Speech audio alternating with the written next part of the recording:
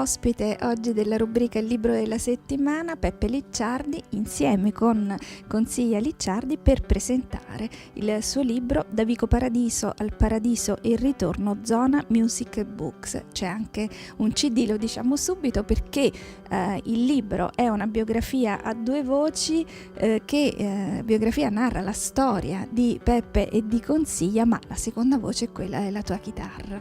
Sì, diciamo che racconta un po' di una Napoli romantica, che non voglio dire principalmente che sia una vera biografia. Io racconto questa Napoli un po' romantica e poi si svolge attraverso gli eventi della famiglia Licciardi. Io Consiglia che nasce il giorno di Pasqua, quindi vari eventi che però sono fusi insieme alle canzoni, perciò il disco che abbiamo allegato. Mi ricollego a questo per dire ai nostri telespettatori che nel libro incontreremo tantissimi nomi famosi. Appunto, hai parlato di Roberto Murolo, ma ce ne sono, Roberto è un grandissimo, ma ci sono addirittura persone come Frank Sinatra, incontri che avete fatto nella vita. Sì, ci sta anche un racconto di quando si giocava a pallone con Pino Daniele, chi era Donna Concetta della famosa canzone di Pino Daniele, chi era il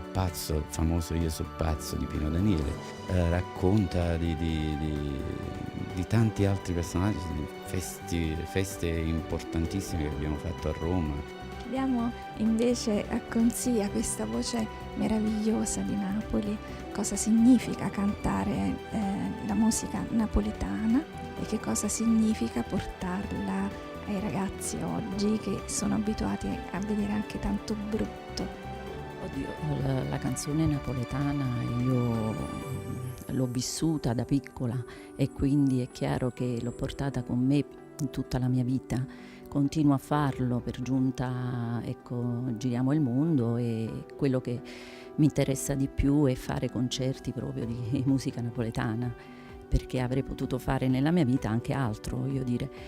E i ragazzi è bellissimo perché io insegno anche e quindi non è che abbiano tutta questa educazione verso la canzone napoletana, principalmente classica. E noi purtroppo vi dobbiamo salutare consigliando ai nostri telespettatori questo viaggio nella canzone napoletana attraverso le parole di Peppe Licciardi, ma con il CD, con la voce di Consiglia Licciardi. Da Vico Paradiso al Paradiso il ritorno, storia di Peppe e Consiglia Licciardi, fratelli in musica nel ventre di Napoli, Zona Music Box, edizioni Peppe e Consiglia Licciardi. Storia del nuovo cognome, l'amica geniale, Elena Ferrante e O Edizioni. Secondo romanzo del ciclo dell'amica geniale. Ritroverete subito Lila e Elena, il loro rapporto di amore e odio, l'intreccio inestricabile di dipendenza e volontà di autoaffermazione. Avvoltoi, l'Italia muore e loro si arricchiscono. Mario Giordano, Mondadori Edizioni.